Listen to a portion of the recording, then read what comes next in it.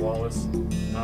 Well, I come home for lunch every day, and pretty much I pulled into the driveway, got off the bike, and I could hear him in the back, so I knew he was here. I went, got the mail out of the mailbox, walked to the front door, and as I walked in the front door, I guess they were taking him and running out through the back alleyway here. She showed up. I had a cigarette on the front porch real quick with her, and then I left back for work, and she came out back to get him and bring him in the house, and everything was gone. It was kind of the first time ever we sat on the front porch for his lunch break was when this happened. Most of the time, every other day, we're sitting back here, and then the one day that we decide, oh, we'll sit out front because there's shade, they straight out took him from the backyard. Every time he leaves and I come out back to get him some fresh water or let him in the house, there was no dog. There was no lead, nothing. He was completely gone. We looked at our surveillance video that we had actually set up when we moved in because we had an incident with one of the cars. And then we looked at that and saw that the 3 kids had come straight into our yard, took his entire lead, and then ran out with him. The next thing I did is I called YPD as soon as possible, and they got here about 3 hours later, but during that time I called them. I called our vet clinic to let them know that he was taken, to put his microchip, you know, on alert pretty much if anybody ever scanned him or anything. I called the 24-hour pet watch to put his microchip as well on alert.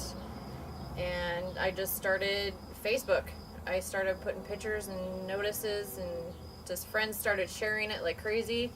And within a couple days, we were walking around the neighborhood, and I even asked one of the mail ladies that worked a couple blocks over, and I told her about the situation. She's like, oh yeah, I saw that on Facebook. I have never met this woman before in my life. And she had heard about his story of he was taken out of our yard, and then I knew it was getting around, which was pretty awesome. Actually, I just had picked up my son from preschool, and we were going down the Humane Society to make sure that they kind of knew what was going on in case they saw him or anybody brought him in.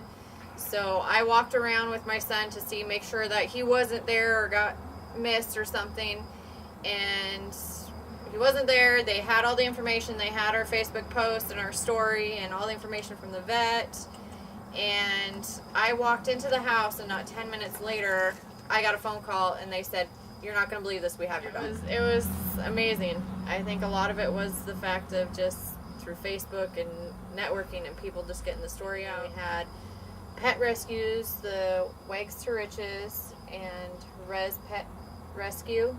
He also helped. He's an officer down in Wapato, and he just put it on with all his followers that follow through here and everything. So it was just a huge network of people that were willing to help. It was really awesome. Landon, our son, is 4, and this is pretty much his buddy. He sleeps with him and everything.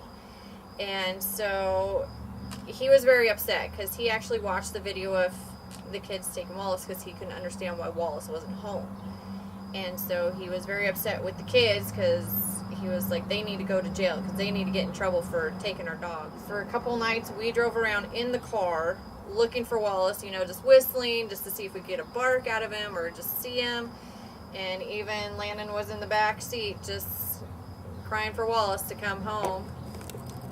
So he was pretty upset, but he was pretty excited when Wallace came home.